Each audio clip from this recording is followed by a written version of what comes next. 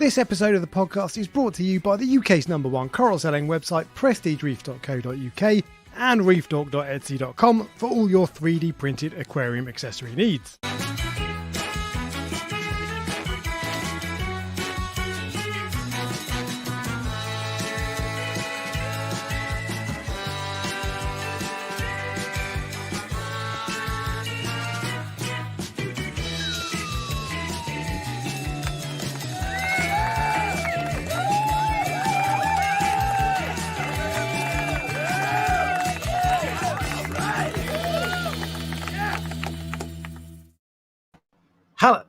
Hello, everybody.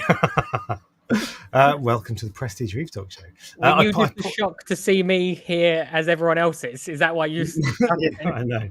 No, so I hesitated because I looked. As soon as I looked at the screen, it said I was muted, and I was like, "Why am I muted?" But it mutes you before that. Yeah. Hello. We are talking about.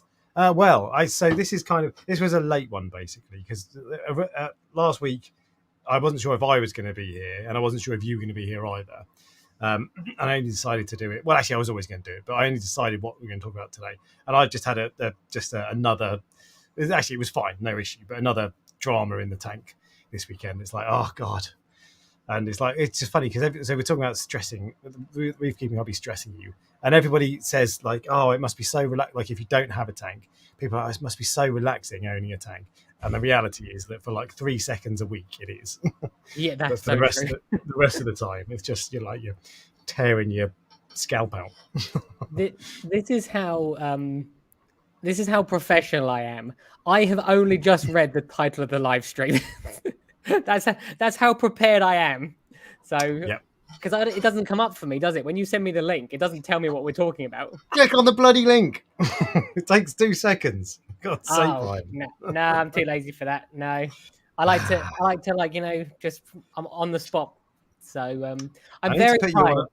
I need to put you on a co-host performance review, Ryan. True. And I mean, as I said, I just need to apologize for everyone. I am very, very tired. I've done a lot of traveling today, and I've had quite an intense day. So I will do my best to stay awake during the news, and try to stay focused. But we'll see. Anyway. You're not going to fall asleep during the news. Last week was equipment heavy. This week is not. Good. Sounds good to me.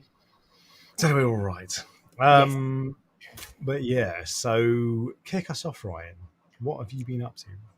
I like how you started with me, despite the fact I said to you a minute ago, I haven't really got much in my week in reefing. So yeah, pressure creates diamonds, doesn't it? So that's true. What has my week in reefing consisted of? Well, the first thing is, and I mentioned this before, the coral sales, I would say, has literally doubled, if not tripled, in the last week, which I find so fascinating because 3 weeks ago, it was relatively quiet still. And then now it's like absolutely booming. What changed in that time? Not much. The weather is what changed in that time. I mean, kids have gone back to school. That's true, actually, as well. Summer's over. That's true. People aren't going on holiday anymore. Clocks have changed, so it's like all of a sudden people are like, I need something to do, and my reef tank will make me happy with now that the weather's miserable. So they're out buying.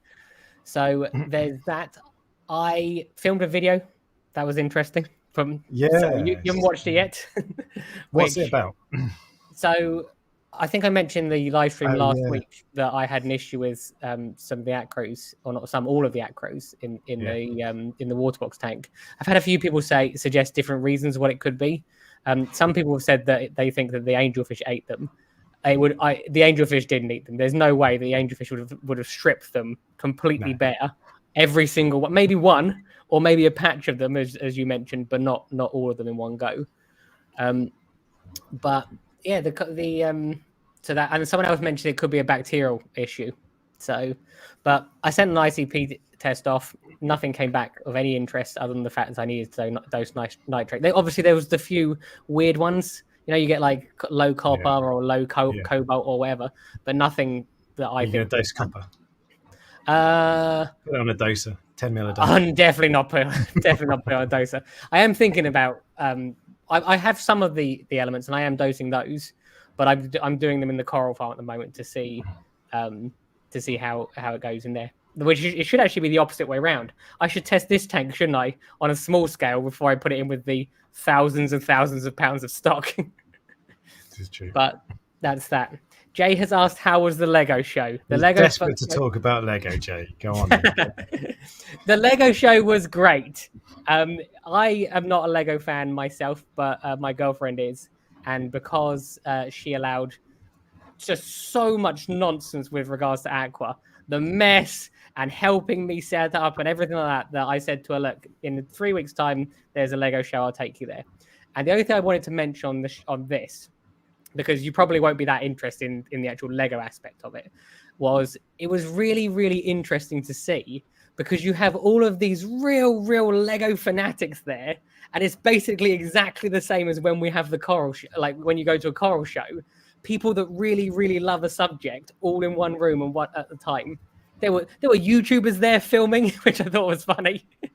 And but the thing that I realized is I got to experience what most of our partners experience with our fish tanks, where there were pieces of Lego there which were like thousands of pounds. One of the pieces that wasn't there is £15,000 for a little minifigure. So you know when your partner looks at a gold torch, a few heads of a gold torch is like £400, and they go, I don't see the value in that. Yeah, that was what I got to experience today. So it was interesting because I got to be the other side of a hobby for once. So, I found it funny that some of that surprised you. Like you were saying before we started talking, you were like, oh, the YouTubers were interviewing people and stuff. No, I know. Like, Lego is a million times bigger than saltwater aquariums. I know. So, I just thought it was really, really funny. Alex looks like Ryan looks like during the news. Alex has already heard this story. Maybe not. Yeah, okay. We speak. Yeah, we speak for half an hour before the show. So Alex often gets all the stuff before that. Well, what most people might not know is that my wife works for Lego. I didn't want to say anything. I wasn't sure if that was allowed or a secret. No. So, but yeah, it was just interesting because now I will understand when I next drag her around a fish shop when she's ready to leave. Although she's very, very tolerant, when she's ready to leave, I'll go, okay, I understand now. So, but yeah, that's that. With regards to the coral farm, as I said, everything's just normal. It's just crazy. All, yeah. Things don't change in our tanks on a weekly basis. No. I have, sometimes things go wrong. Well, actually, yeah, I beg to differ. I have, what have I done? I've ordered a box of corals, which is arriving on the 5th of November. So that's next week, I think, is it? Yeah. From Indonesia. No, next week. Must be the week after. That's coming from Indonesia, which is always I absolutely love unboxing the corals, because every time I unbox the corals, it's never boring. It doesn't matter how many times I've done it.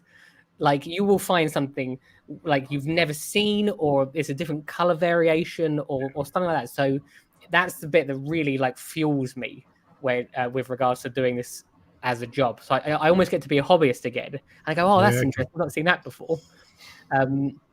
The fish that are in quarantine are doing well. The copper levels is 2.5 now. So you posted the other day that you were bringing up slowly. You went from 0 parts per million copper to 2.5. Over what time period was that? I think it was 7 or 8 days. I think no, it must be 7 days or I think it's 7 days. Yeah, okay. Yeah. I think I just started this time last week. I have it all written down basically, but I've got it on at the moment. And the reason I did it slowly was because the angelfish. I don't know if that is slowly, but it's had no effect. Normally I would do it much quicker. I would do it in either 2 or 3 days, and it's fine. I've never had an issue with doing that before. But before I do any treatment on any fish, I Google every single fish and every treatment I'm going to use on that fish to see how that fish may react. And all of the fish I have are completely fine, except flame angels supposedly do not like copper. So I monitored it every day to like specifically feeding and also its behavior. I actually filmed it before so I could look back and see what it was like. And it's no different. So either I got lucky, or it's a myth, or it might be a long-term effect. So maybe it can survive 1 day in copper, but it might not be able to survive 30, if you see what I mean. Yeah, or I mean, not every fish responds the exact same way every single time, doesn't it? Yeah. There are different levels of intolerance as well. So some fish, if you show it a bottle of copper, it'll die. Yeah. Other Yeah. fish, they don't do well, and so. But yeah, so that's I. The other thing that I've realized with quarantining fish, I don't know if you have this as well. I'm far more fearful with regards to quarantining them. Like it stresses me. So although it's easy and like you put the copper in, you basically just ignore it. Like each morning I get up, I'm like, "Are you alive today? You are alive Yeah. today." Do you have that with yours, or do you So not? I definitely had that at first, and partly because the day after I'd moved all the fish over, I went in the morning and the gem tang was dead. Yeah, yeah, Expensive fish I've ever bought, by the way. yes, And a fish that I wanted and care about, that sort of stuff. But anyway, so at first I did have that because I'd had fish dying in the weeks beforehand. Day one, that one died, and I was like, oh God, please don't anyone else die. But that was the last fish to die. Nothing else has died since then. And actually, within days of going into the quarantine tank, they were a bit stressed at first. They were hiding, but certainly within a week, probably within a few days, everyone, all the fish were looking healthier actually. yeah, And it didn't take long for them to look good because a lot of them didn't show signs of disease in my main tank. The rabbit fish had a few spots and then they went away. But even the fish that didn't have signs, they weren't out swimming as much as they were before. yeah. And that might be because half of the fish had died, so there's not as much, there aren't the other fish out or whatever. But I think it was because like it felt like it was partly because they were ill. And since they've moved to the tank and have been in quarantine, they're all out. They're just behaving normally. They look a bit pissed off to be in a small tank, Yeah. but they're behaving normally. And the only other thing that I had that made me a bit twitchy and going in the morning thinking, is everything okay, was I had ammonia levels. Yeah, So yeah. very, very low reading and not at the danger level where you need to do a massive water change. But in any ammonia reading is obviously bad. Yes. And yeah. so, and that's now, and I talked about this last week, I think, and it was at like level 1 of 4 on the ammonia, the CChem ammonia alert disc, which is when I think it's called alert. So as in you've got to watch out. So I did last weekend after the live stream, I think I did 2 50% water changes back to back with copper water. Yeah. And then after that, the color faded to kind of halfway between safe and level 1. Yeah. And then today, for the first time, it's been getting better and better. And today, the color has gone to safe. So quarantine tank is now cycled. So I don't have that worry of am I going to have ammonia issues? I think the other difference between us is that you had sick fish and you are making them better. I have perfectly healthy fish and I'm adding them to a poison. So you see what I mean? Yeah. So you were doing it as a last resort to try and save them, whereas I'm going like at the moment you're fine. You could potentially get worse from what I'm about to do. Especially if you didn't have that flame angel, I reckon you wouldn't be so concerned. No, if it wasn't, I agree with you. Because actually, thinking about it, that the gem tang wasn't the last one to die. My pipefish died as well, and that was inevitable, unfortunately. Yeah. But now since then, there's no risky fish in there, and they're all fine, and so I don't feel nervous about it. And actually, I feel quite relaxed about quarantine. I'm just pissed off that it's going to take so long to get fish back in the tank. That's the thing. It's the tank that's the worst bit, not the actual. Like the quarantine itself is not the worst bit. It's leaving it fallow takes a lot longer. So I've got algae in my main tank now. It's funny there was no algae in it, and to the point that I was like, God, I wonder if the fish get enough algae in their diet, because I feed them seaweed pellets, but I don't know. And since they've gone out, algae's everywhere. There's hair algae on the back, ulva, which is bloody annoying. Yeah. That's all over the place. I pulled out a load today, but I didn't touch the sides. I must have done like 1%. Yeah. So it's not like taken over, but there are a couple of corals that it's like surrounding. So I'm going to have to do manual removal for the next couple of months. But I just can't wait to get the rabbitfish back in. Have your nutrient levels changed since doing that? There is some interest, because obviously you're not feeding as much, probably, I assume. No. But also, I might have asked you this last week, if the algae is growing and you're taking it out, you essentially have a massive refugium. Yeah, exactly.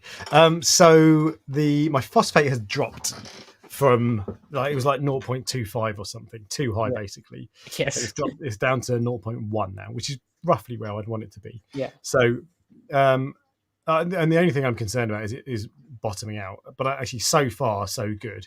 And I'm still feeding 2 cubes of frozen a day.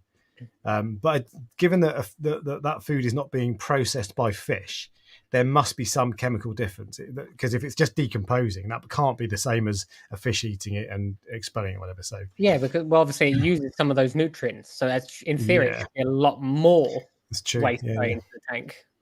Yeah, but then a lot of it will go down the overflow and get pulled out by the filter roll, or maybe it will. I don't know. So I don't really know. But anyway, I'm just keeping it. The answer is keep an eye on it, test. Yeah.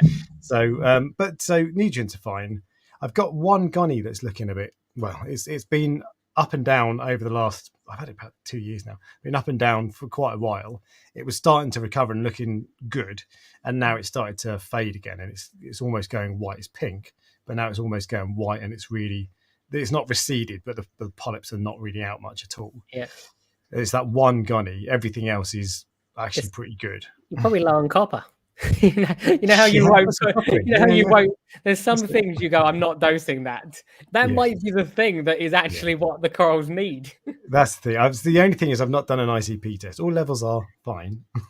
Yeah. So I've tested everything, and everything is roughly within range. But there's no obvious explanation. But at the end of the day, even if I were to do an ICP test, I don't want to go. It's just that one gunny, and that's been struggling for a long time, on and off. Like recovers and then goes off. So I'm not going to go changing everything just to try to chase that one coral, because I think there's a favia as well that's been sulking since I had I got the Moorish idol. So the Moorish idol scraped it and pissed it off, and it hasn't fully recovered. But apart from those 2 corals, I'm just trying to think. Apart from those 2 corals, everything else is looking really good actually. So yeah, there's 2 questions in the chat I wanted to address. The first one says, did you start copper treatment with the lipstick tank directly after the Prasipro, or you waited some time for it to start eating? The reason they're asking that is because Prasipro, I know you haven't seen the video, but Prasipro stops fish from eating sometimes. It was amazing. As soon as you put it in, they immediately went, no, I'm not eating anymore. And then after a couple of days, the Prasipro leaves the system and the fish come back. So in answer to your question, before the copper went in, I did a 90% water change, just to make sure there was no Prasipro left in, although it wouldn't be, because it, as I said, it precipitates out or it gets used up somehow. And then there was a 3-day period where there was nothing in there and the fish started eating again. And then I put the copper in after that. So that's the first thing. And then John Wright says, why don't you just do observation first?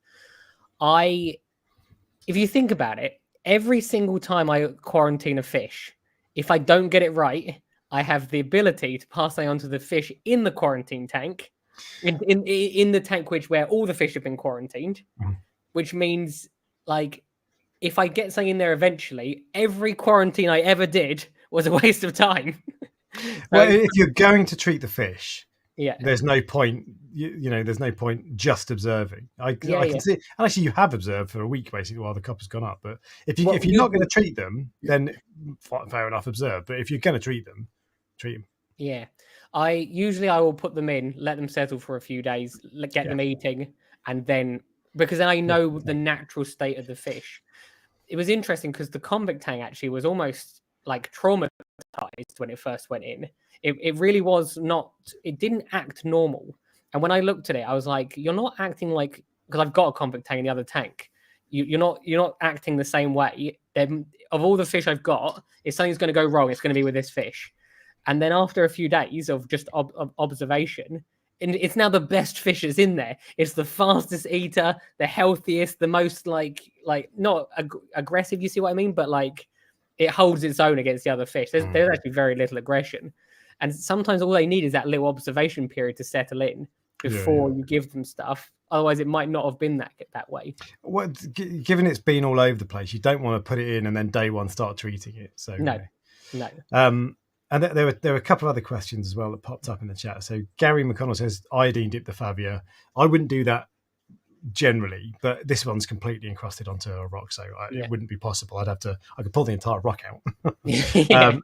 But I tend to not try to do that with corals, because when I've done that in the past, whether it's dipping them or doing what I was trying to scrape away, whatever, I find that it stresses them out more, and stressed corals don't respond too well. There's another question which I'll come back to in a second. Fish Ventura, thank you very much for the super chat. No extra comment or whatever, but if you've got something you want to ask or whatever, then post it as well. And the other question was right at the start. Well, this is going to be like, we went through a period of talking about salinity endlessly. Yeah. This is like QT Dork now. Yeah, I know. For months. And the other one was right at the start. It was from Rigsy, who says, what about future coral and invert purchases? They would both need to be quarantined if you're going to be 100% biosecure. So yeah, technically, if you're going to quarantine stuff, you should quarantine anything wet, whether it's a snail, a coral, a fish, whatever, because parasites can go onto their insisting stage and be on the shell of a snail or whatever. So technically, yeah, you should do that, and you should put those corals in a quarantine tank for 3 months or whatever it is. I don't know how you quarantine corals. I've never done it, but you should do that. But there are levels to it, right? So you can have one level, which would be put it in a quarantine tank for a month and observe it. And if it's fine, put it in. Level that I do, which is treat with copper and metroplex or whatever. Level 3 is treat with 10 things, freshwater dip, flukes, worms, the works. And then level 4 is do all that and do corals and inverts and that sort of stuff. It's about this. To me, that's about an attitude to risk. So I don't want much risk. Okay, I don't want to risk stuff going into my tank. But at the end of the day, it's not possible to be 100% biosecure. Something will go wrong somewhere, even if it's just human error. And so I think there's a balance between doing enough to prevent issues getting in your tank, but also the effort that's worth putting in. Because I buy corals quite regularly, and if I was going to buy a coral, so I bought a gunny this weekend. I didn't have any bloody dip when I got home as well, so it's gone in bareback, as it were. I know. Good. I didn't have a choice. I've ordered anyway. But so if I bought a coral this weekend, and if I was going to quarantine, I'd put it in quarantine. Great. Okay, that's in quarantine. That's going to be in there, let's say, for 3 months, just to let all the parasites die. So no fish in there. Next weekend, that coral's nice. That goes in there. I've got to start the 3-month clock again. And then eventually you've just got a second display tank with all these corals. And a never-ending 3-month period or whatever period it is, and even beyond that, you could say, okay, well, why don't you buy them all at the same time? Well, that's just, it doesn't work like that. And then you might say, well, you could have 2 quarantine tanks, and then you start the clock and it's just, but it would be endless. Like if this was your full-time job, even then it would take all your time, but you might be able to do it. But it's just not worth that level of effort for me personally. Yeah, I think fish are a much higher risk generally. Fish are where 90% of the risk comes from. Yes. Yeah. So if it's, as you said, some people will just observe their fish, and then if the fish doesn't die within 3 days, then you haven't got the really, really bad stuff. And to some extent, that's the stuff you really, really want to keep out. The other stuff can generally be managed. Yeah. So even a quarantine tank for a week is better than nothing. So if that was the case, if I just set up a quarantine tank and put my Royal Grammar in there, that might have died within the week, and then, which is obviously a bad thing, but I might not have. I wouldn't have introduced it to the tank. So it might have been fine after a week, and I'd have put it in anyway. But but that's the thing. There's levels of effort and expense and all that sort of stuff. I spent a fortune on quarantine. And and I've not done it expensive. I've done it relatively cheap. The 2 things I've done that are expensive are UV sterilizers for both tanks, which is not really anything to do with quarantine, but future disease prevention. Yeah. But I think that's worth it. Spend far more on though than quarantining. Dead fish. Yes. Yeah. It's true. Well, I spent as much money on the 2 tanks that died as I have on quarantine. So and you've got it forever. I just I don't regret it. I'm just saying it's expensive. There are reasons that people won't. That not everybody will want to do quarantine. The effort that's involved, the money, the space. You're like a full convert now, aren't you? You went from I don't need to quarantine too. I'm never not quarantining now. I'm definitely not a full convert in that I don't think it's for everybody, and I will never make a video where I say, look, if you're in this hobby, you need to quarantine, because that's just ridiculous in my opinion. Some people will disagree, of course, but I'm a convert in that I've said this before, I've got so much invested in my tank in terms of years, not even the money, but the money is a big part of it, but also the years of effort and blood, sweat and tears I put in. Yeah. So I have something that's really worth protecting. If you've just set up a fluval evo and you're only going to put 3 fish in it, do you need to quarantine? You should ideally. Those are almost word for word what I said in my last video. Yeah, exactly. Yeah. Well, you said this last weekend. Put 3 fish in it. Yeah. I completely agree. But it's right, and it's so there's and that's what. So risk is not just about will it happen. Risk is also about what's the impact if it does happen. If you've got if you're going to put 3 fish in a tank, the impact is you lose 3 fish. Yeah. If I put a sick fish in my tank, the impact is I lose thousands of pounds of fish, and I have to have my tank fallow for 3 months with algae going everywhere, corals may be dying, nutrients all over the place. So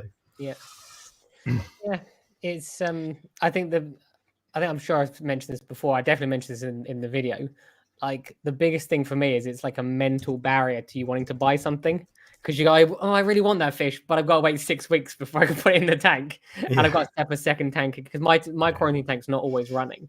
What I'm going to do now, so I'm going to be probably getting new fish again end of next week, and I will probably set up a second quarantine tank just for those fish, and then I'll get all of the fish for the water box all out the way in one go.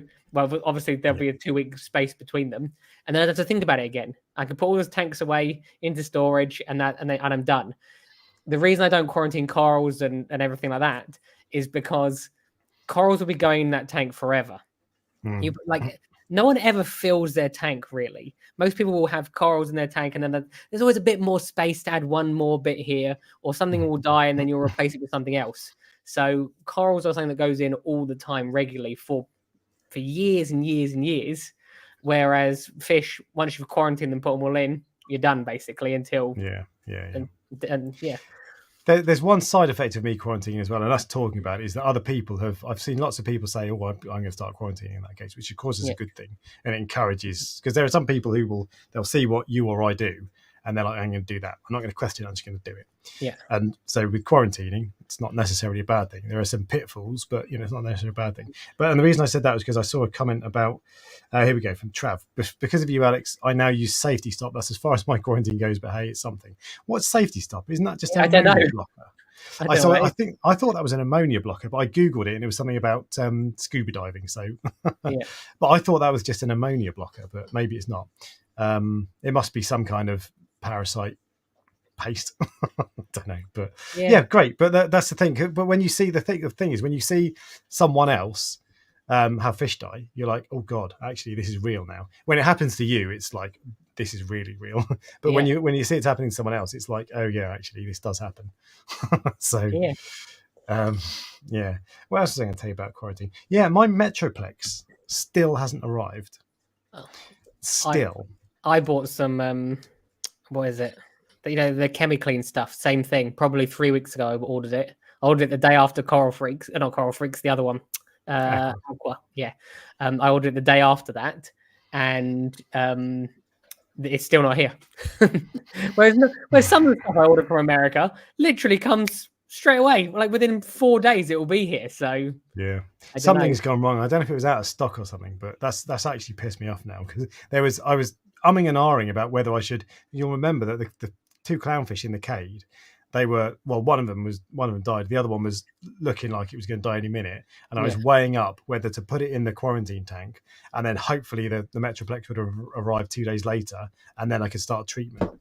And actually, if I'd have done that, it would still be in there now, and there's no treatment still here. So but cheesing me off. It was a company called Desert Cart, I think was the. I've got an email from them. Where is it? Desert Cart. Yeah. This is Alex naming and shaming you, Desert Cart. Send me on Metroplex. I think it's just one of the things that takes time. I thought it was a UK website, but I think it's America. Now. So, but I don't know. dot AE. Where's AE? Is that Arab Emirates? Is that Emirates? Does it come from UAE? No, I don't know. Anyway, whatever. It's not here, and I want it.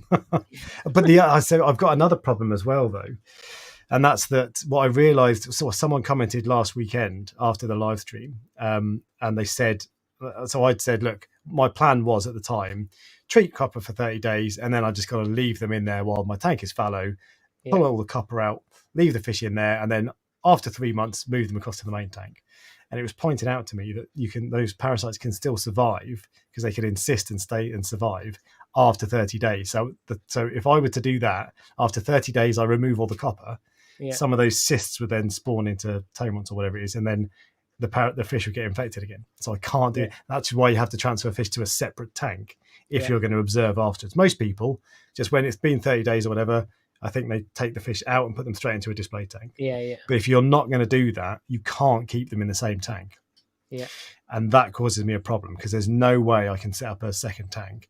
I thought what I could do is transfer them all into a plastic container for a day or something, and then sterilize the quarantine tank. Yeah. But if I did that and I don't do it properly, bearing in mind I've never sterilized a tank for parasites before, easy to make mistakes, I'm sure. Then that causes me problems. So what I think I'm going to do, and the same people who commented last week, because they were experienced, knowledgeable people, tell me if this is a bad idea. What I think I'm going to do is I'm going to let the copper treatment run for 21 days, 20 days, whatever. Then I'm going to remove the copper, and then 30 days before I'm due to my fallow period ends, I'm going to ramp the copper back up again. And so they'll be treated for the last 30 days.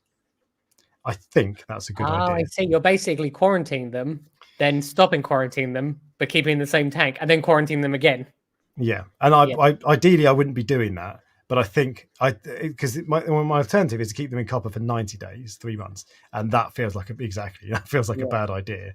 And it also feels like this might, but when you have an idea and you can't find anyone else who's done it, and you're like, but I'm a genius.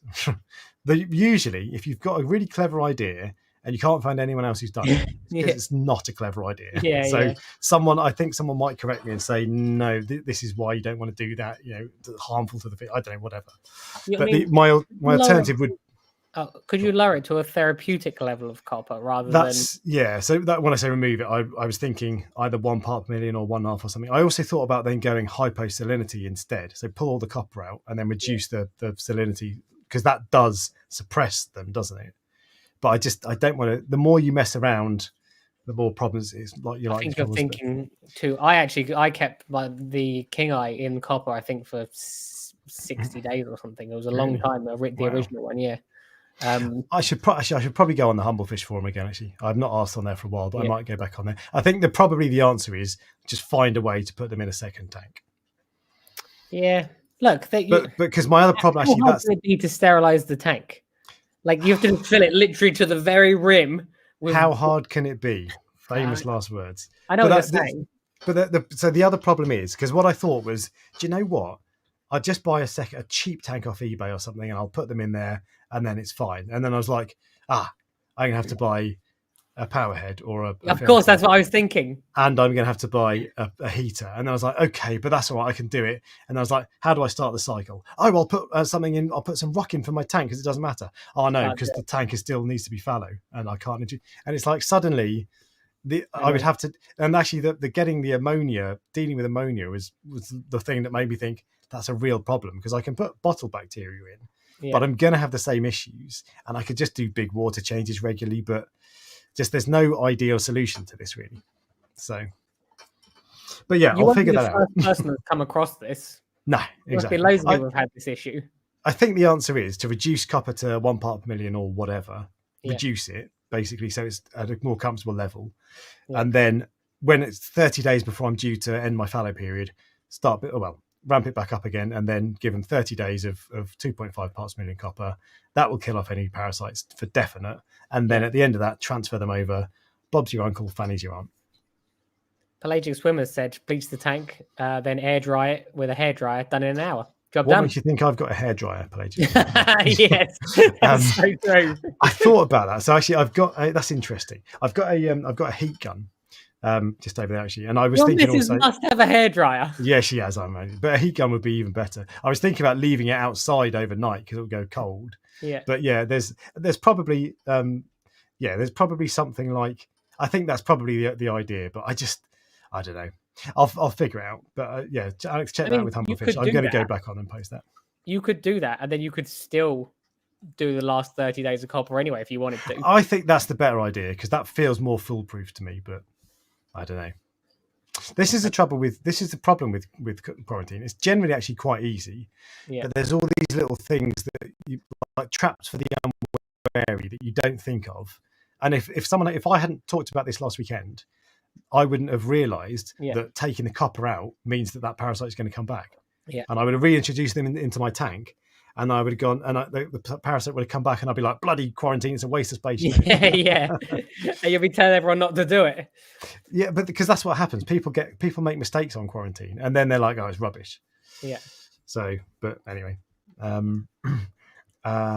Anyway, so other stuff. Have you got other stuff for your week in reefing, by the way? I said I didn't even really have stuff in my week in reefing to go. It was a bit of a slow start to begin with, and then we sort of like picked up, didn't we? It was like, it's always the case. There's always stuff to talk about with fish frying. No, I know. So. But the other things in there. So the other things I had to talk about. So my heater. This is the reason that it was reefing can cause you stress. My heater failed this weekend. Yes. Whilst I was out in London, I got a notification. I was at the pub with my mates. Yeah. And I got a notification saying temperature is too low, and I was like, "That's weird. That you have never mates happens." other than me. Only two, to be fair. Only two. You know. But yeah. So we were, and it said it just never goes low. It just never drops below the range it should be. Yeah.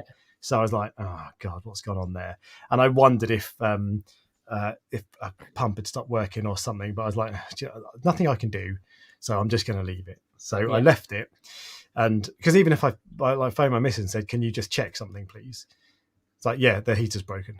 Like, what's she going to do? Go and knock on my local fish shop at 8 o'clock at night and be like, can you open your door, please? So there was nothing I could do. So I just leave it. And then this morning, I woke up at 7 o'clock and stumbled downstairs. I was like, oh, let's go and have a look then. And the heater was dead. Yeah. And this is, so in my last tank, it was a titanium heater, right? And titanium heaters, there used to be a company called Shego, or Shago, who made the titanium heaters. And they were fantastic. Whenever you look in places that are in the know, like on Ultimate Reef, if you say, I'm looking for a heater, what should I get?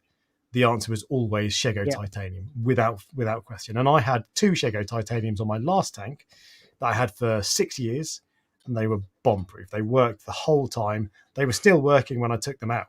I just thought, you know what, new tank deserves a new heater. Let's crack on and do that. Yeah. So I bought myself, and I tried to get another. Obviously, I was always, if you got something that works, you keep doing it. So I tried to get myself another Shego heater, but they don't sell them anymore. Why? And instead, there are these things, DD titanium. You can see what I've done with it. I threw it in the bin because so the DD titanium. You can't. I don't know if, because DD sometimes rebrand. I don't know if they do other things with that, but they rebrand products. So Clarity used to be, it was a brand in itself. Now it's the DD Clarity. You know, so I don't know if DD just rebranded Shego or whatever, because Shego just disappeared, or if it's a completely different manufacturer or whatever. But there's something that's amiss, because actually when I was looking, I saw lots of people saying, yeah, the DD titanium heaters, lots of people saying they had issues with them. And I thought, well, but I had such success with the titaniums before, I'll do it. And this one's 5 months old and it's packed up. There must be a warrant to it though. Oh yeah, well there is, but I don't care. But so I could go back and get it replaced, but I'm not going to go and get another one because it'll just pack up again. Is what I'm thinking. So anyway, I've had my my Ceche, my little contactless one. Yeah. Oh, yes. I've had that. That's what I was going to say. I would say that where they're going wrong is it's not contactless. Exactly. To be fair, I actually have those heaters in the coral farm, and I have them in the Waterbox as well. And maybe one a little while ago, I think. Or how long have you had them? 4 years, I think. Are they definitely DD, not Shego? You're like, are they definitely still working? No, they are. They're definitely DD, definitely. I'm not saying all of them are terrible. That's just that Yeah. you just lots more reports of failures than before. But anyway, Yeah. I've gone over for now to the Sicce one, which I've had is sat in my sump for months. I just haven't got around to plugging it in, basically. Okay. Yes. And it's just so it was in there, but it just wasn't on. yeah, because and even like this morning, I was down there at 7 a.m. I plugged it in, and there was a spare plug free, so I plugged it in, and then like you've got, because it's contactless, you've got to like, I was leaning into the back of my sump because it's right out of the way, trying with one hand, like trying to get my arm around the phosphate reactor and the skimmer, lift it out enough of the water enough so I could touch my phone with it with the other hand, all the while brushing my head against the top of the bloody cabinet, and it says hold it in place for 3 seconds. I'm like, come on, bloody hold it, and it wouldn't go. Couldn't get close enough to it, so it's like, so I ended up just leaving. I just turned it on and left it because it goes to 25 degrees. And so I plugged it into my heating controller, so it's never going to go to 25 degrees. The heating controller will turn off at 24. So that's what I did, and then I bought another. I think that's a 400 watt one. I bought another 300 watt heater today, and I've ordered a second Sicce contactless one. So even though you weren't so sure about the first one, you then went and bought a second one. Oh well, I don't like the contactless nature of it. That's the thing that I don't like. I just think it's a stupid way of controlling it. But what I really do like is Sicce is a company that has a fantastic reputation for reliability. And if you're buying a heater, do you care about fancy features? Probably not. Maybe some people do, but probably not. You care about, like, is it reliable? Yes, that's all I care about. And Sicce is one of the most reliable. It's one of the best companies for reliability. That thing comes with a 5-year warranty. And at the end of the day, if it breaks in 3 years' time, I'm not bothered about getting my 50 quid back. The warranty is just for peace of mind as far as I'm concerned. If they're prepared to put up a warranty for 5 years, that means it's likely to last for 5 years. So what's the chance I've got a second one. The receipt on a heater from 5 years ago? the heater from 5 months ago, I didn't have the receipt. I couldn't even tell you where I bought it from. So I think I do anyway. But anyway, I just don't care. I'm not bothered about getting the money back. It's like what I'm bothered about is getting something that works. So I now have 2 Sicce. I will have this week. I'll have 2 Sicce heaters running. But we laughed about them so much. But the thing is, so we've said the same thing at the time when they came out. We said the same thing. 5-year warranty, Sicce, a brilliant company, all that sort of stuff. The only thing that we didn't like was a contactless, and I still don't. I still have the exact same opinion. Sicce, fantastic company. Their heaters, super reliable. Do I want contactless? No, not really. So I want someone to go back to the old live streams and find the clip of you going, "This is a terrible idea," and then mix it with "I've now got 2 of them." No. That's annoying. I can't do it. I was trying to. I can do it, actually. So this is my heating graph. My heating. Oh no, it's not working. There we go. So it was actually, this was. I don't know what time it stopped working, but you can see it dropped down to, what was the lowest? It got 21.3 degrees, and now it's back up to 24, whatever. So 21.3 degrees. I was actually surprised because it's not that warm in the evenings, at night at the moment.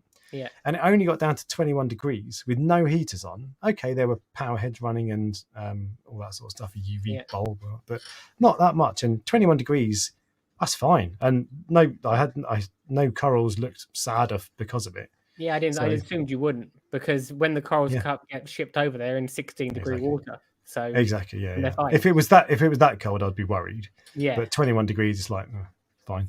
So it didn't cause any problems. But the other thing. So actually, there are a couple more things. So clocks went back this weekend, right? Went last night. Yes. And I spent about half an hour trying to figure out how to change all my bloody apps to allow for daylight saving timing. That's actually good, because I've only just realized my tank's now going to be. So my tank goes off at 9 o'clock at night. I always want it to go off at 10 o'clock at night, and now it's going off at 10 o'clock at night, and I don't need to worry. Essentially, if you see what I mean. Won't it go off at 8 o'clock at night because it'll be an hour earlier? Because my tank came on. My tank actually, came on an hour earlier. We're about to morning. find out. You're right. It's probably the other way around. Then I really won't be happy. But so some of it, like Mobius, I checked Mobius, that does it automatically. Well, as far as I could tell, it did anyway. It was saying the right time. The Red Sea app, you have to go in and toggle daylight saving time on and off. When you know where to look, it's really easy.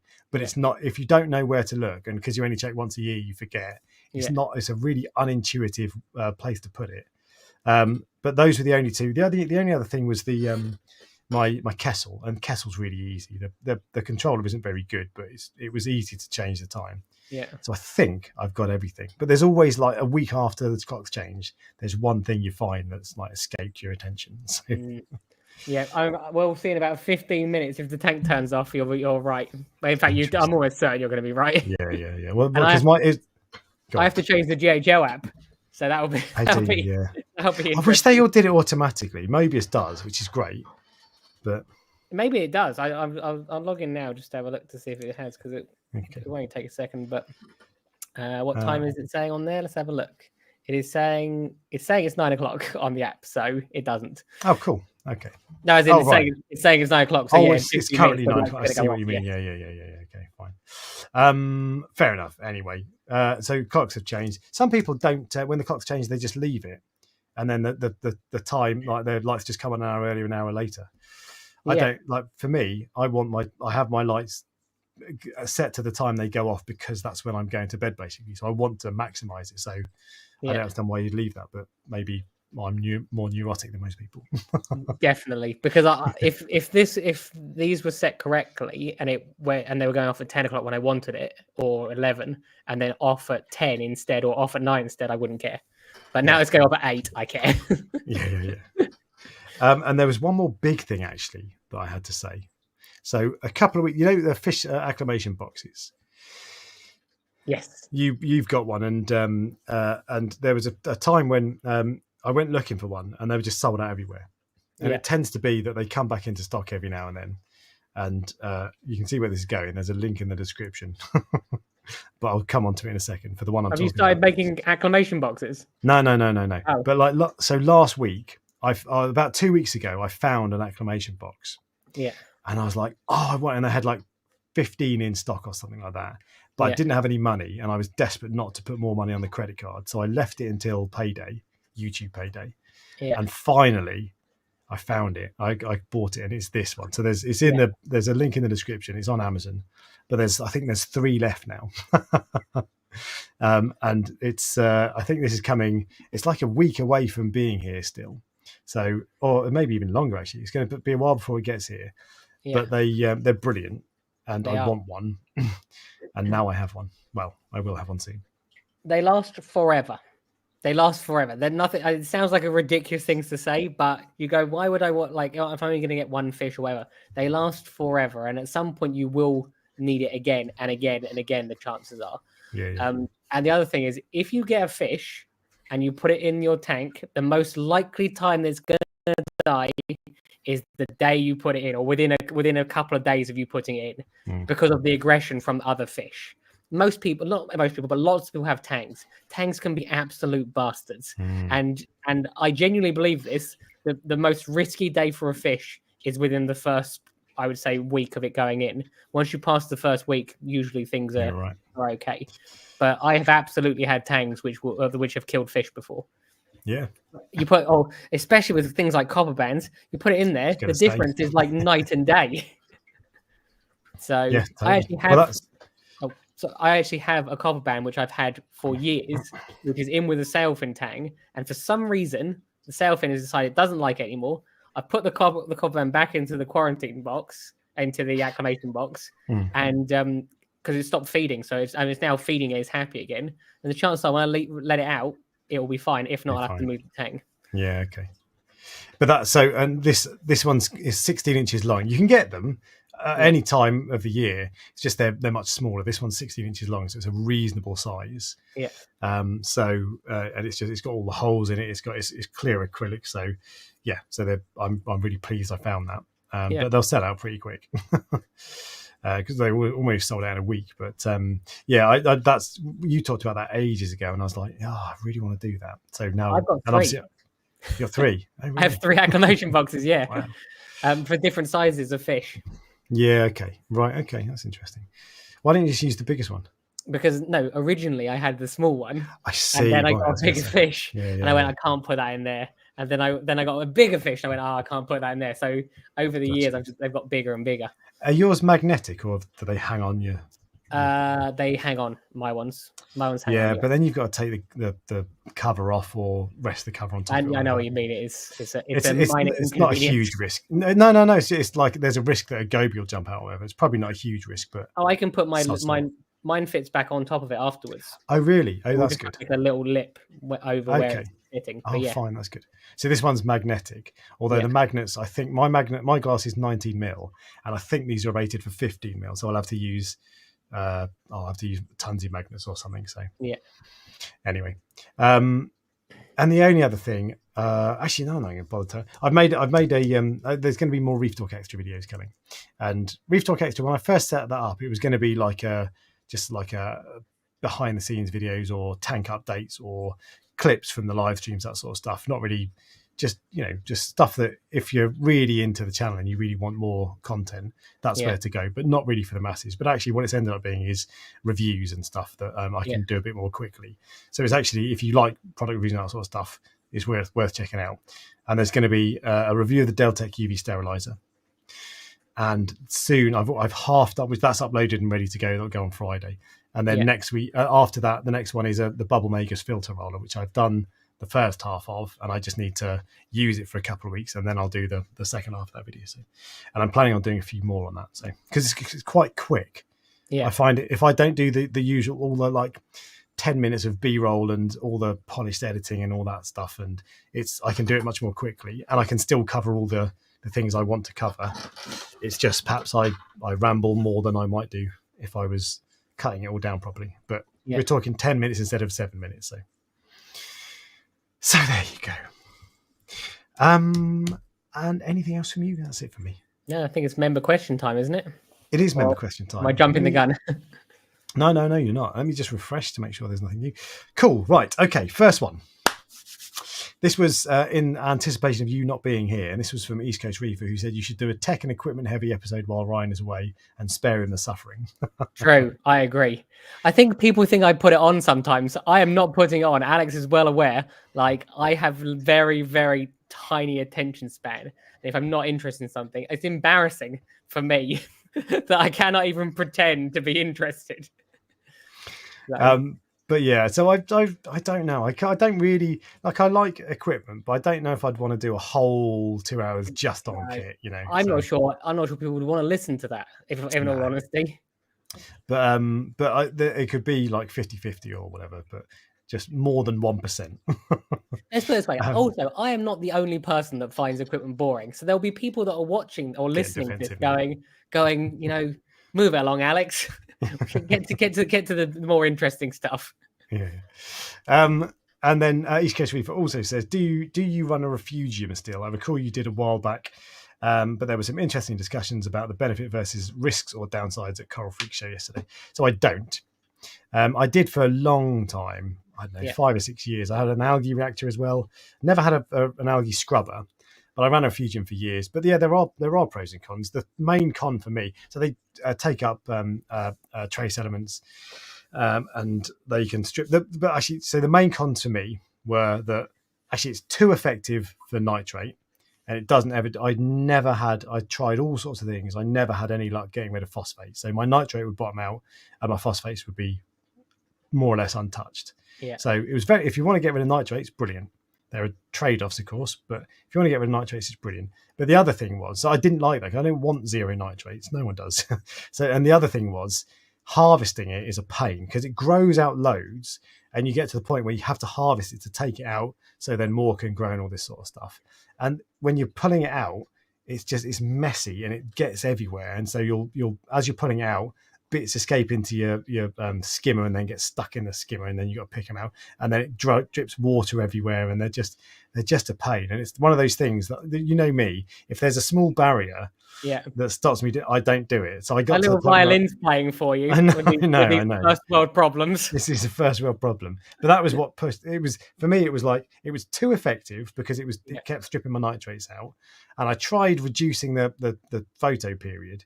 But kind of what's the point? Because then you're losing the pH balance benefit and all that.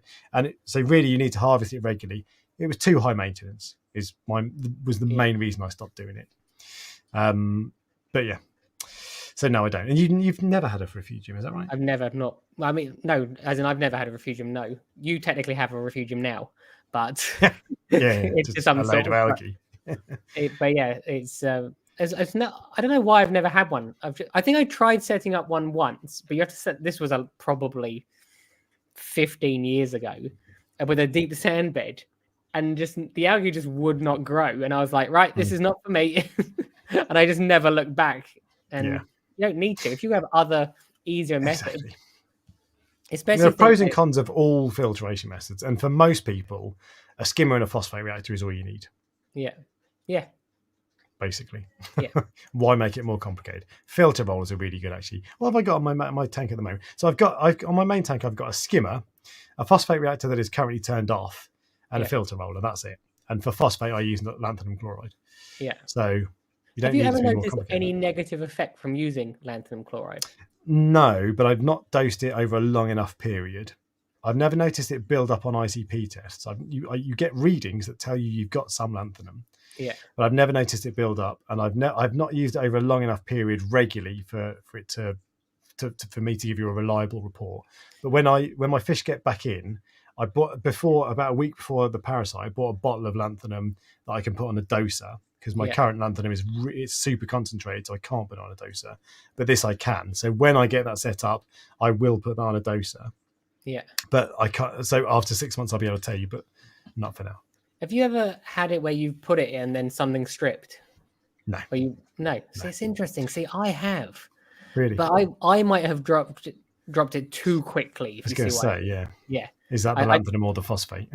Yeah, I think it's more likely that I dropped it too quickly. And I think it's much easier to drop it too quickly with that than some other methods of phosphate removal. Yeah, well, totally.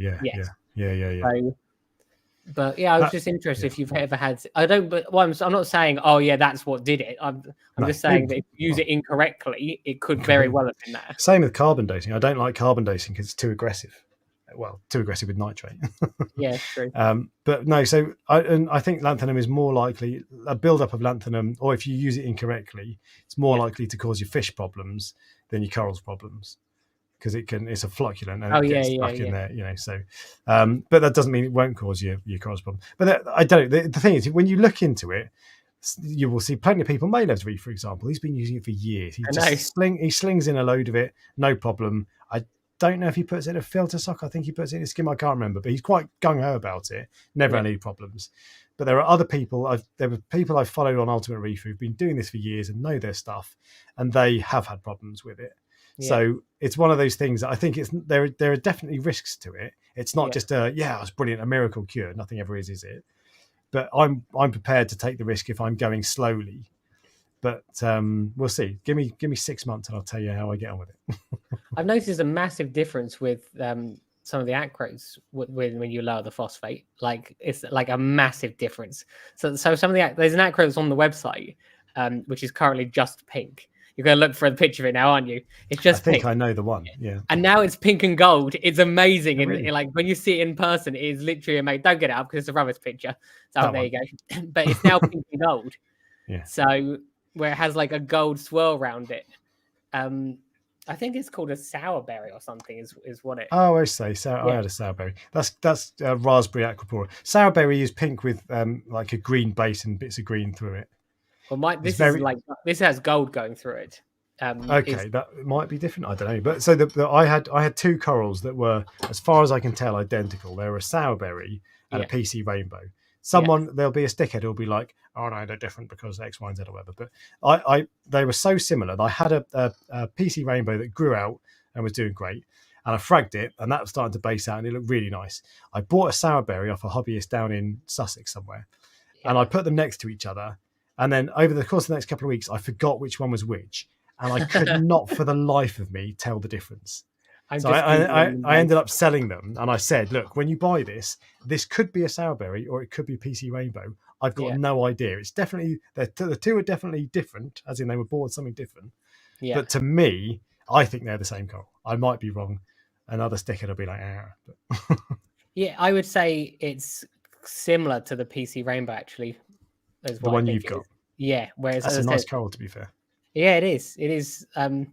It's much nicer than that picture. Let's put it that way. But that's the difference. You lower your phosphates down to get things like more. Completely. And as I said, I did do some dosing of some of the like the trace elements. So I don't know what's doing it. Yeah, okay. Making it better. It also might be the fact I've moved them right in front of the flow, so they are literally probably 3 inches from the MP40s, and they love it compared to being further back in the tank. Yeah, okay.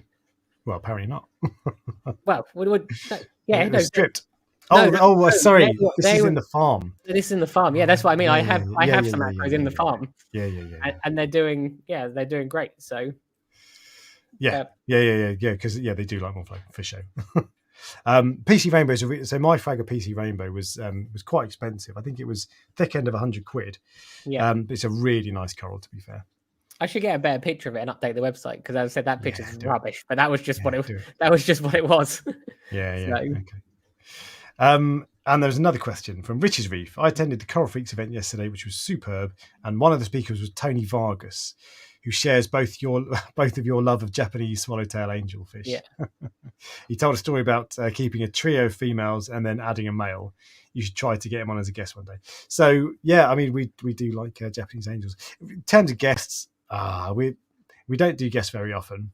He'd be a cool guest, to be fair, because I think he's one of like the OGs, like Sanjay Joshi and Mike Paletta and those types. So he's like a hardcore, highly thought after, well respected, experienced reefer and stuff. So I'm sure he'd have some cool stuff to tell, stories to tell. But we don't tend to do guests, do we? So it makes it's more difficult. I don't know why it's more difficult, because it's a 3-way conversation. I know. But it's definitely, I find it more difficult. I think it's because I keep interrupting people. That's why I find it more difficult. Yeah. So I have to share the time with 2 other people rather than just one other person. This is very true. Actually, there's one just last thing as well. So in my when my last clownfish died in the K tank, I actually wasn't sure if all of my fish had died, because I still had that little possum wrasse, and I hadn't seen him, and they're quite secretive anyway. Mine was out quite a lot, but he disappeared, and I pulled out the rocks and he wasn't there. But he could have been hiding somewhere. It's not impossible I could have missed him. But the thing that made me realise that he's definitely not in that tank. For a start, it's so highly unlikely. But I had loads of copepods and that sort of stuff all over the glass. And when he was in there, he'd peck at them, he'd eat them all the time. So you never had that. So I know that he's gone because all the pods are gone. How did you get your mystery wrasse in the end? Oh, I just put the fish trap in. Oh, and it went straight in. Cause I remember. Well, it didn't go straight in. I put the fish trap in just bare, and he wasn't that interested. But then I'd put in a couple of frag plugs and things with algae on it and stuff that might look like it was interesting to go and check out. So and he's fine in the copper. Absolutely fine. Yeah. Because some wrasses are a bit funny. Yeah. So the fairy wrasses don't like it one little tiny bit. I think it'll kill them. But no, he's been fine actually, and he was quite secretive at first, but he's out a lot. He's out fine. He looks 100% okay now. So good. Yeah, he's good. And he's a cool fish. I like him.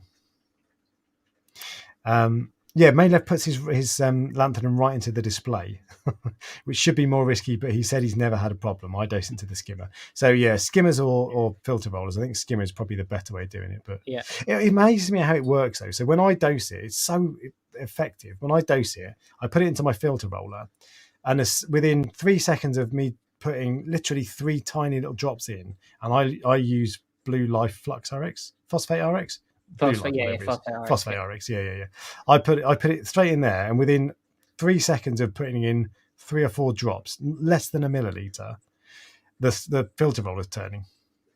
Yes, so yeah. And I also can't understand. I'm sure there's an explanation, but I can't understand how, if your phosphate level is 0.1 and you put in say 5 drops of that stuff, it will reduce it to 0.5, and it's like, but it just treated a tiny little bit, so it doesn't spread out through the water. How is it pulled out? I don't get it. Do you know what I mean? Yeah, no, I don't know. That phosphate is in all of the water, and it's only touched like 1% of it. I don't know. It's way above. Work. Yeah. But this is the thing, that sort of science, the level of science, some people think that you need to have a degree in marine biology. I don't care how it works. Like, I'm kind of curious. I don't care though, because I don't need to know. What I do need to know is if I put it in, it reduces phosphate. I don't want to put in too much, and it might cause problems to fish or corals or whatever. That's what I need to know. But anyway, yes. So no more member questions, which means we are on to the news.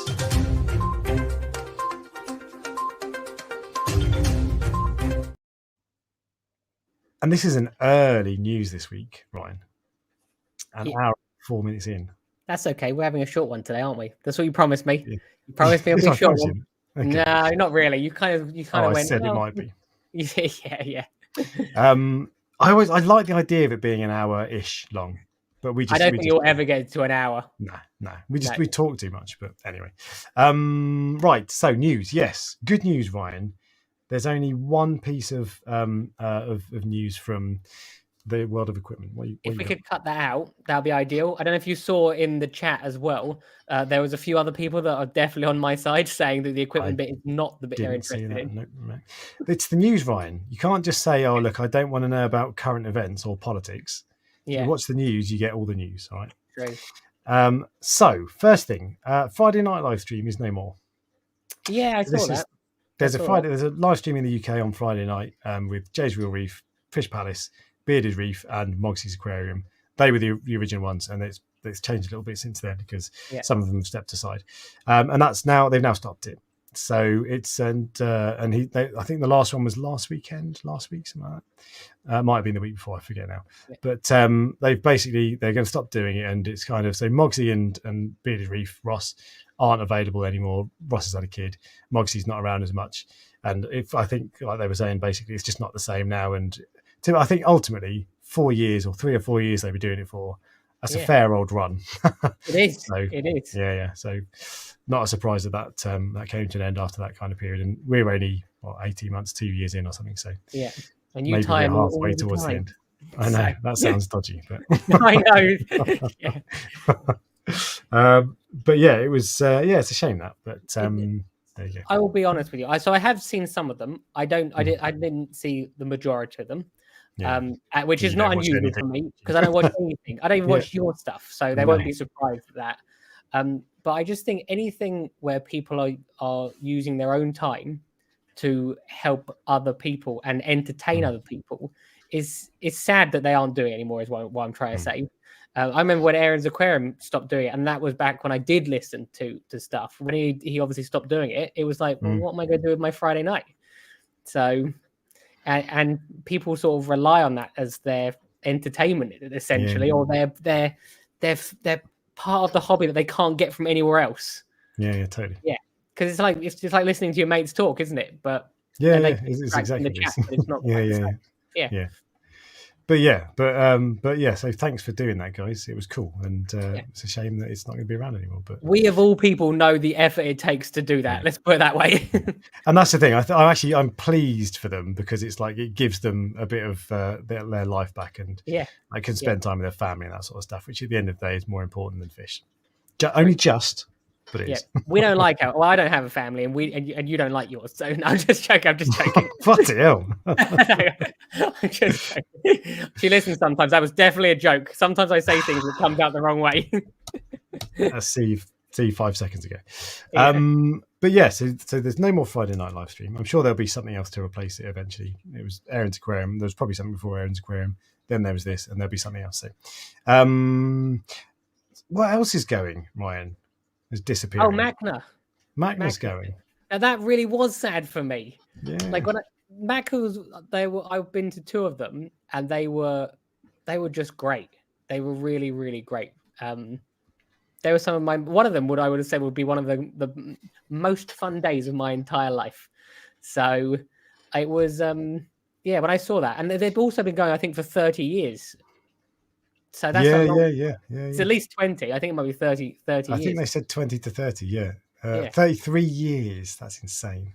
If you think about how many people have honestly have got together and made friends and have memories and things like that from that show. Yep. And I'm not sure why. I'm assuming it must be a financial thing because it's not cheap, I'm sure, to put on these massive shows. So they made an announcement. So I never went to Macna, and it's not because I don't live in the States. I don't see so much of it. I'm kind of loosely aware of what it was, but didn't know too much about it. But what they said was, I'm reading a clip of their announcement. So the full announcement is on or Reef Builders, if you want to go and read it properly. But it said over this part I'm going to read is over recent years, the way we communicate and connect has shifted dramatically, reshaping the landscape for the organizations that serve our community. The growing dominance of digital platforms, YouTube, has transformed how knowledge and expertise are shared. But this evolution also highlights the need for a new, modernized, Masna-like community organization. And it goes on to say, so there's space for something awesome to take over. And they're not saying they're going to do something, I don't think, but I think they're kind of, there's potential for something else. But so digital, because basically people don't meet up face to face anymore to talk about fish tanks. But that's sad. They go on YouTube, Facebook, and Instagram. Oh, it is sad. Yeah, totally. Yeah. I think that they are correct. So if you think about it, originally people would have shared information. 30 years ago, you were going to these places to learn stuff from like the pioneers of the hobby. Now that isn't done so much anymore. It still is. You still go there to learn and to listen, but it's not 90% of your knowledge. Yeah. The other thing that about Macna was each of the shows. So you still have Reefapalooza, and there's obviously what's the other one? Aquashella. Each of the shows has a very different feel to them.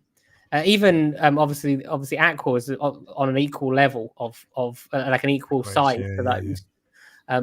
And each of them has had a different feel to them, and that's why it was a shame when I heard that it was no longer happening anymore. I just thought, well, you've actually lost that feel rather than just losing another show, because there's four Reefapaloozas every year. You can pick one of those, but they're all roughly the same, whereas the other one was slightly different. So I thought it was it was a shame. There you go. Yeah. There's someone's just put news in the chat, live update news, which is, if you haven't already mentioned it, it's Waterbox Blue Friday. So that wasn't on my list actually, but I've just Googled it. Next, the first to the 10th of November, so next Friday is when it starts, is Waterbox Blue Friday, which I think is basically when they do discounts. Yeah, I think they giveaways, and they give away quite like good prizes, like free tanks, massive discounts off tanks, all that sort of stuff. A lot of if you're looking for a new tank, that's the time. The 1st to the 10th. No, Blue Friday. Waterbox Blue Friday. The end of November. No idea. I don't. I just wonder if they did it at the same time, but called it Blue Friday rather than Black Friday. No. I think they do it at a different time because. But anyway, it's a big kind of if you want a disc, if you're looking for a Waterbox tank, and if you want me to recommend a Waterbox tank, the Frag series, the low style one, I love them. They're so cool. I was so close to getting one of those instead of my Red Sea Reefer. And every now and then I look at my tank and I think, would I have liked a lower one? But that's the thing. It's your reaction. It's weird. It's not weird. I love my 2-foot one. I loved it. Yeah, but that in your living room, you'd be like, that looks so odd. And being 6 foot long as well might look a bit. A 4-foot one I think would be amazing. And I still think a 6-foot one might be awesome. Anyway, Blue Friday is from the 1st to the 10th of November. Thank you to the person who flagged it, whose name I've lost. Maxwell Wong, voice actor. Ooh, voice actor. There you go. Other news. So this is really interesting, actually, Ryan. This is kind of a product, but it's an interesting one. Okay. So Aquabiomics, who's the company based in the States who do bacteria testing, basically. You send them a sample of your water and they go, you've got this kind of bacteria in it. That's good or bad. It tells you what it means. They have brought out what they call the first pathogen-free whole microbiome supplement. So what it is, they sell this little tub of rock rubble, basically. Yeah. And they can guarantee that it's only got good bacteria in it, basically. It's like a bottle of Yakult, but for your tank. Yeah. And it lists all this. So it's, I mean, I don't know anything about bacteria. It lists all these, like, even the names of them. HTCC 20895. I don't know what that means. Yeah. Marinacellaceae? I got no idea. Anyway. You probably just butchered that. I know I have.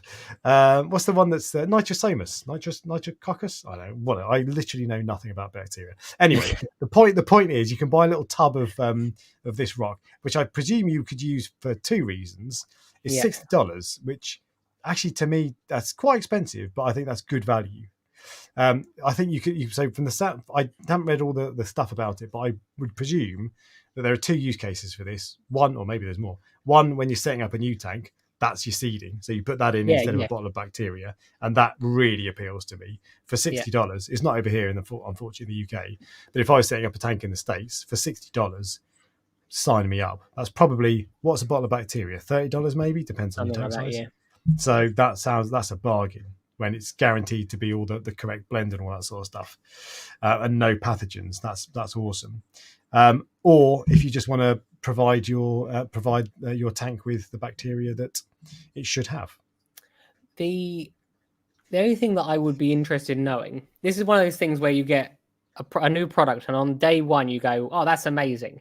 I'd love to know so you put that in and then 3 months time you test your tank again. Is it going to be exactly the same in the same ratio, or does one of them just take over everything? I would guess not, but I don't know. But one of the things I have seen that they've said is there are some people who dose bacteria, and their tests have shown that you're just pouring in, it just disappears. Yeah. So you're not just replenishing these levels. So maybe it would. I suspect it's like with anything. If you put 10 zoas next to each other, you'll end up with one zoa. It's probably like that. There are probably some that will outcompete others, but there was, I think, 979 strands or strains of bacteria or whatever.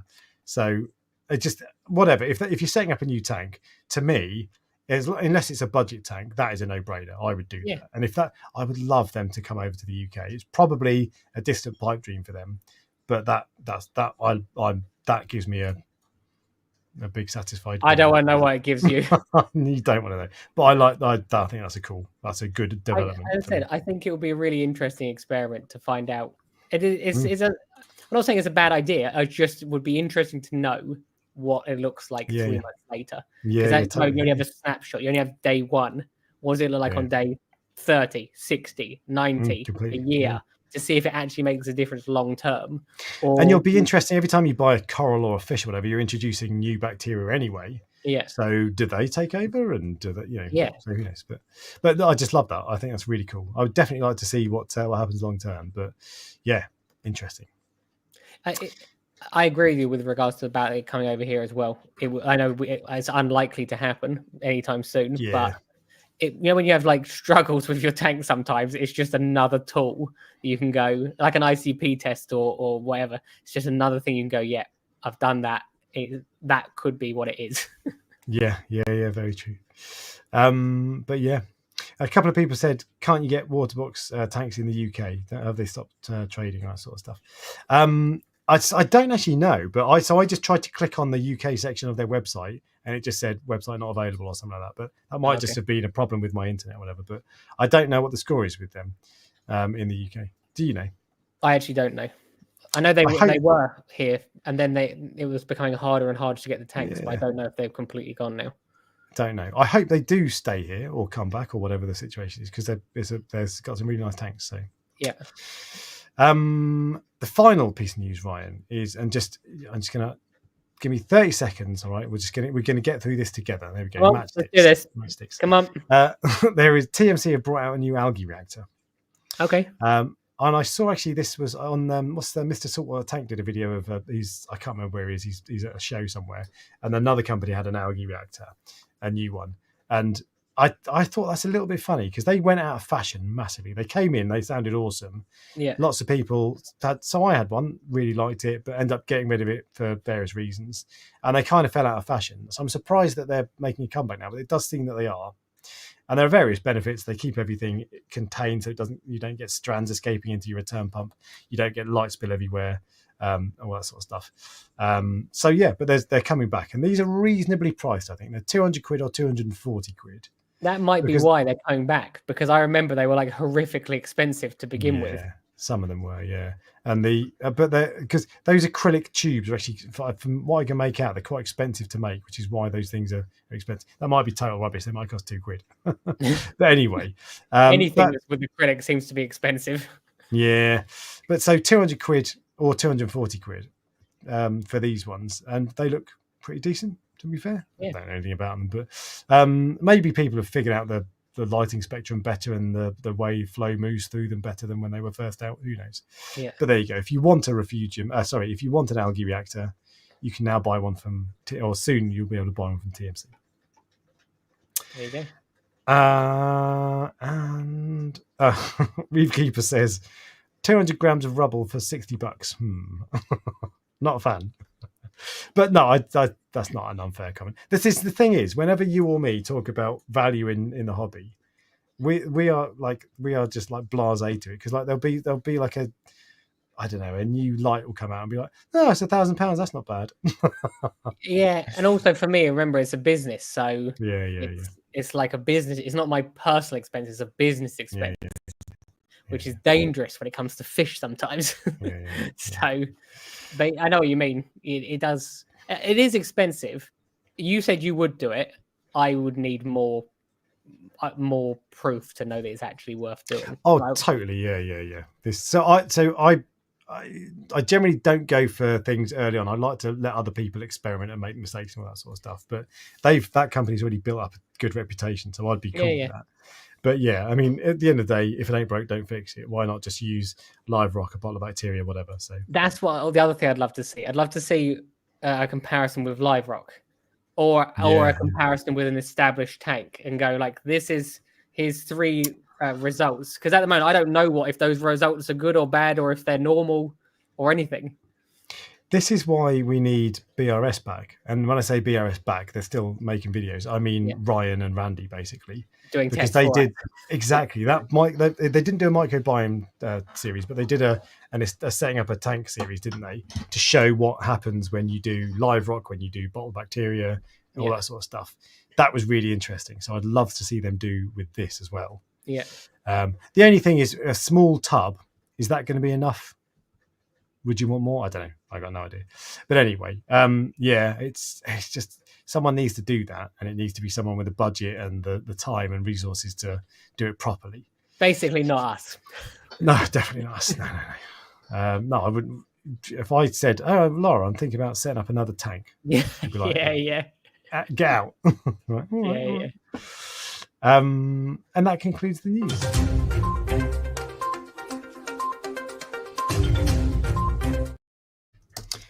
Ryan, it's an hour and 21 minutes in. Yeah. And we haven't got anything else to talk about. That's not true, because we skipped the fish of the week. Oh, we skipped the fish and the coral of the week, of course. And the reason we're doing the fish and coral of the week is because I've picked them. I'm going to let you talk about them. So both of them. What are you going to do first? The fish. You don't know what the second one is yet. I told you the first one. The first one is a barnacle blenny. And I know that you really like them and you want one. So I thought, there you go, I'll let you do. How come whenever I pick a fish, you pick up some awful picture of it? Whenever you pick a fish, you pick up some like cool picture of it. You did pick that fish. No, I'm saying the picture of it. Yes. I know. First thing I'm going to say is they look like they've got what genus of blenny are they? No idea. They look like they've got sharp teeth, and that makes me wonder if. Sorry. And lipstick. And lipstick. Oh right. Acanthophyllia macrospilus. I got no idea. Okay, I wondered if they were one of the bristle-toothed blennies like that can nibble corals. Someone's just said, "Did I miss the chat about reef stress and aging?" I feel like we have the main topic. You're right. We didn't. Yeah, we talked about that. Yeah, we did. Yeah. Oh, okay. Yeah, with the heater going and the quarantine. Oh yes, sorry. I thought it was your week in reefing, but.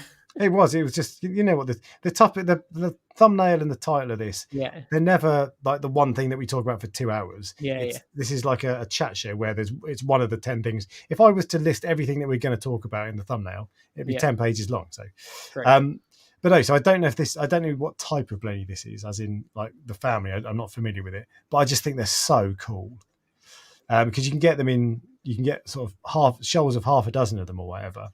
And they like shoot out when you put food in, like shoot out of their little barnacle. Are they hard to keep? Grab their food and put them back in. Supposedly they don't live that. I don't know. I've never kept them, and I've only done a little bit of research because I'm not ready to buy them yet. But supposedly they don't live that long, and there are lots of people who've had them not live too long at all, so a couple of years maybe.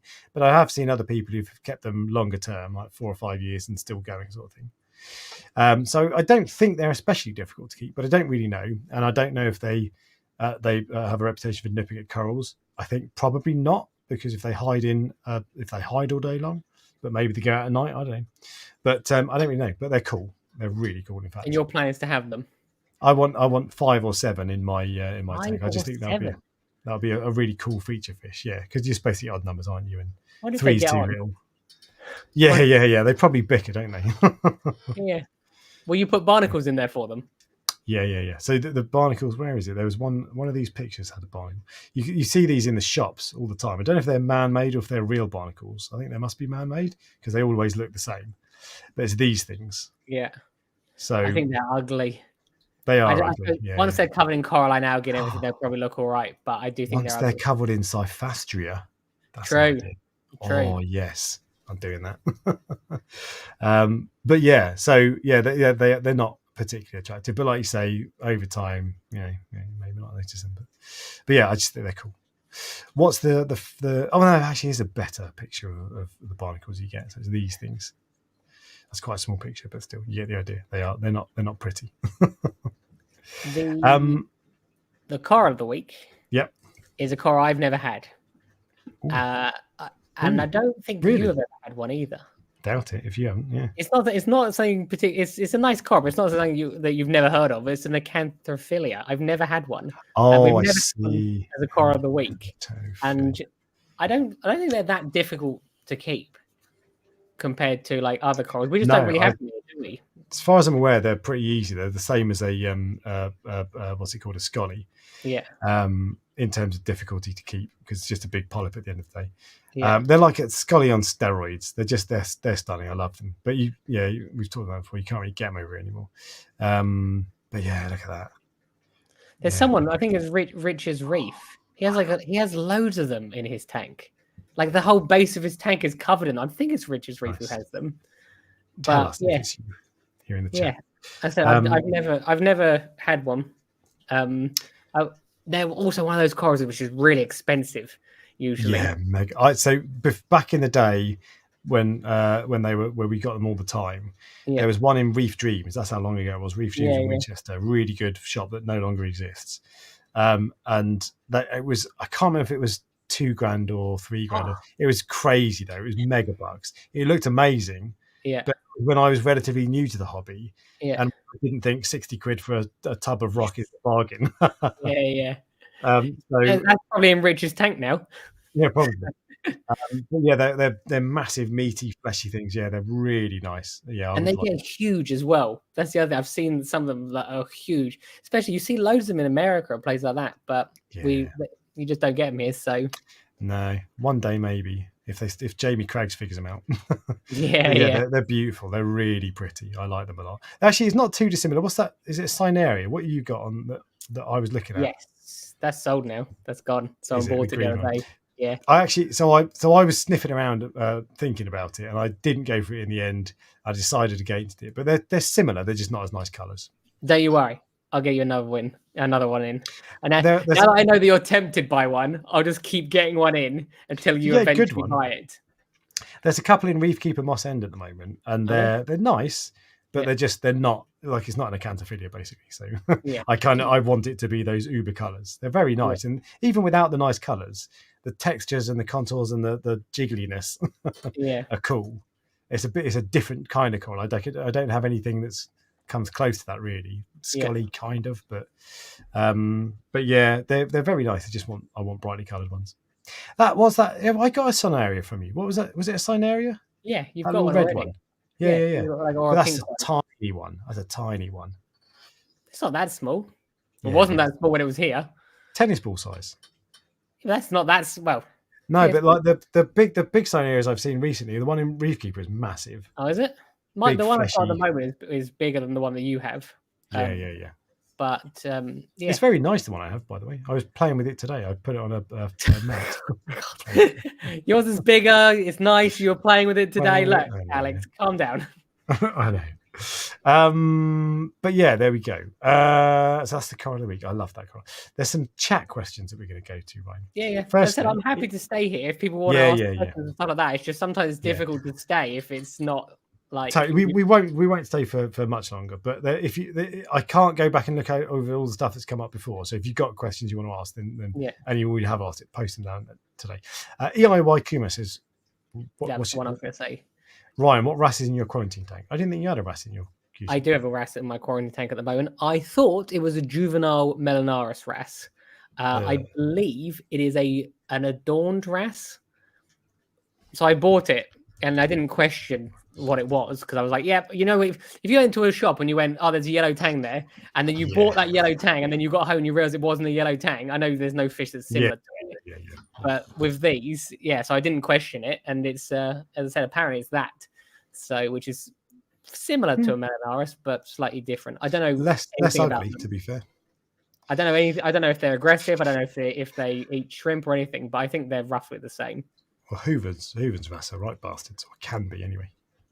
So, there you go. That's the wrasse. I presume that's in for pests, is it? Yeah, I have a wrasse in all tanks for pests. I was speaking to someone the other day, and I know this is going to come into our when we do the shop one, but it's like every shop should have a copper band, a tang, or 2 tangs for different types of algae, and a wrasse. That's all you need, like in your coral trays, and then you're good. Yeah. That's one thing I meant to mention actually. So I might get a copper band at some point again. I don't know. What do you think I will? No, as in like I'll teach you how to have one. Teach me the ways. Yeah. So I've actually this week I got some Berghia nudibranchs. I think I bought 5 from berghiaonline.co.uk. I think it's called. And I actually before I transferred my Waterbox over, I put some in there. But I had a wrasse in there. Pipefish in there, and it was always likely to get eaten, I thought. But now what I was thinking is, the tank is fallow for 3 months, only 2 months from here onwards, basically, but still 2 months. Get some Berghia nudibranchs in there now.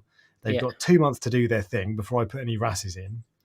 Because unfortunately, I was thinking of selling the mystery wrasse, so I don't put a wrasse in straight away, but I don't think I'm going to do that because I do like it. Anyway, so the plan is give them 2 months to start doing their thing and chomp through the aptasia, because my aptasia has spread quite a lot lately, actually. Yeah. It's not out of control, but it's worse than I would like it to be. And I did buy some, what was it called? I can't remember what it's called, but it's not Aptasia X. It's like I don't know if it's like a lemon juice thing. It's more like a liquid than a foam. Is it Joe's Juice? No. I think it's something similar to that. I can't remember what brand it is, but I don't like it. Because it doesn't, like with Aptasia X, it goes into the mouth of the aptasia and it more or less all stays there. Some escapes, but this stuff goes everywhere, and it hurt one of my chalice corals, a really nice chalice coral I got from you, and it kind of like that faded a bit and like 10% stripped. But it's okay. Yeah. But if I did it again, I think it'd be a problem. So I don't think I'm going to use it again. So I'm hoping that the Berghias will do the job. Yeah. If not, copper band.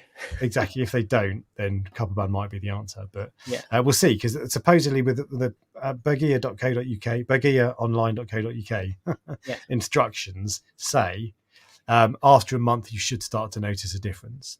So I'm guessing that probably means you start to notice it needs to be 2 months, 3 months, 6 months, I don't know, before they do everything. But I don't know. If 2 months, if they could make a dent in it in the 2 months, I'd be really happy. Really, really happy. Don't expect them to get rid of all of it, but we'll see. Well, yeah. I think the guy who does who breeds those nudibranchs, he's like the only one in the UK that does it. I think you must make a killing. You can breed them fast enough. Everyone, I've tried them. You've tried them. Loads of people have tried them. Like I put them in the coral farm ages ago. So but I think eventually the wrasse and stuff will probably pick them off. If you don't have wrasses in your tank, they are or something that will eat nudies, they are hands down the best option as far as I'm concerned for nudibranchs. If you've got wrasses in there, less so. Yeah. But even then, they might be worth it. Well, probably not worth the risk. But this is a website, and they are semi-expensive. 12 quid each. That's not that much, is it? But it's 12 quid for something like the size of a speck. Because when they turn up, you're like, they're so small, and you don't realise.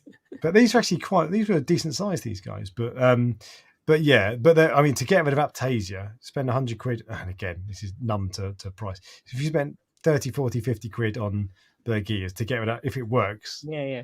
I mean, that's money well spent. Because I might go peppermint shrimp after that, if that doesn't work. But after my peppermint shrimp issue, when he munched on my bloody torch coral, I've gone off them. And I've got a Holy Grail torch now that I would be devastated if he went for. So how people people rent out palm eaters.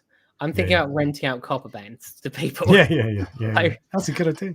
But I'm it'd have to be sure it is a 6 good months, idea. wouldn't it? No, it's a terrible idea. Yeah. But because it would have to be 6 months as well. Because like my last one had him for I don't know, a couple of years, whatever it was, 3 years, I can't remember. Yeah. For the first couple of months, not interested in the slightest. And then suddenly I came down one day, half of the aptasia was gone. The next day, all of them were gone. It's interesting. So he just took a bit of time. But conversely, I've seen people say they put it in and straight away they're going for the apps. So yeah, I've never ever had it where they didn't immediately. Really? Yeah, never. I definitely have. Because there have been times when I bought them in the past where I'm like, well, I've got aptasia in there, so he can eat that for now whilst he gets used to shrimp, and then they just die in 2 months. Yeah. But yeah. When is the review of the new Gecod DMP40? And someone else asked as well. I've lost the other one. But yeah. So it's on its way. I think it should be here. I've ordered the Gecod DMP40. Should be here next week, early next week. I was expecting it this week actually, but should be here next week. And I'll do the review relatively quickly, I think. I don't know. We'll see. I've got a lot of videos to make at the moment, but I want to get that out now because it's new and people are interested now. Yeah, exactly. Bit of interest. So, but yeah, I'll be doing that because I think it looks cool. Like I said last week, there'll be pros and cons, but you know, and that's it. I think is there anything else in there? Berghia's worked well. Berghia's didn't work. Oh, someone asked earlier about why aren't there LEDs in UV sterilizers? I think it's because making UV LEDs is quite expensive. Whereas a UV tube T5, T8, whatever it is a lot cheaper. So I think it's as simple as that. There will be in 10 years' time probably. But, there's a specific type of peppermint shrimp that's the true type, and is far less likely to go for your corals. I've seen them on sale at Finest. So there's a couple, aren't they? Brian was talking about the other week. There's Lismata woodmari. Something like you've been trying to be fancy with the words this live stream, and like you've had a few misses so far, I think. That was a big swing and a miss as well. Brian's going to pull me up on that, but no. So there's something that's the one that's known as the true peppermint shrimp. But he was saying there's another one that was, I can't remember what it was called, but that has a similar appetite for aptasia and a similar level of reef safeness. Yeah. So but there's like if you Google peppermint shrimp, there's one picture group that does the rounds every now and then. There's like 10 of them. If you can tell the difference between them, the 10 of them in a shop, you're a better man than I am. Like if you look, you can see if you've got the 10 pictures lined up, you can see the slight differences if you look long enough. But if you don't have that ready reckoner guide and you're looking at these two shrimp in the shop, you'll be like, It's interesting because John has just mentioned camel shrimp, and I know, but this is coral eating shrimp. This is what I find interesting, and I've thought this for years and years and years. There is no tank a camel shrimp can go in. It can't go into a coral tank because it will eat coral, and it can't go into a fish only tank essentially because most fish only tanks will eat them. I have never understood why they are imported. They don't belong anywhere. They're imported, but because people they know that people who haven't done the research will buy them. Yeah, so it's kind of like that's like an unfair trap to me. Yeah. But you know, and it's probably they do look quite different to peppermint shrimp, to be fair. So it shouldn't be that difficult to identify them. But if you knew, I could well see you making that mistake. So. They look I know what you're saying. They look pretty They're like a peppermint shrimp with a broken back is what they look like. Yeah, they do. They look funny. RevZ asks, why didn't the Reef Delete ever take off? And Reefkeeper has provided the answer because it sucked. It was actually, I didn't ever use it, but I saw all the reviews of it. It was actually very effective, but it was a pain in the ass to get it to work. So you had to hold the button down underwater for like a minute or 2 minutes at a time. And then often you'd have to go back and repeat the process the next day or whatever. Yeah. And if you've got one aptasia in your tank, no problem. If you've got 100, did it work? I thought it worked through the glass. Or was that no? That's a Mahane wand. I think you're thinking of. Oh, okay. The laser thing, but no, this you had to hold it right next to the aptasia. You had to hold it underwater. So really good idea, and they are effective, but there's drawbacks because they're just a bit of a pain in the arse. So. And it's like if it was a thing that you could just press in, touch it against the aptasia, zap it, and then you're out. Amazing. Absolutely everyone in the world would buy one, even people who don't have saltwater aquariums. Yeah. But if you've got to hold it there for a minute and then you've got to go back the next day and do it for another minute, and you've got to do this if you've got 100, if you've got 50 apps, that's an hour every day for, and then you'll miss one. And so that's why I didn't take off. It's still an option, but yeah, it was hard to keep the button pushed down from the reviews I've seen. There was people, I saw some 3D printing companies make something called a Reef Delete cruise control. So it just slides over the button and holds it down permanently. But they couldn't include that as standard because it's a dangerous thing to have permanently on. So it's kind of like a at your risk sort of thing. I think it's fine if you're doing it underwater, but yeah, there you go. And I think we're going to wrap it up then, actually, Ryan, because we deserve an early night. So thank you all for joining. We will be back, of course, next weekend with some interesting, exciting, insightful stuff, no doubt. Hopefully. Maybe not. And yeah, catch you next week. Cheers, guys. See you later.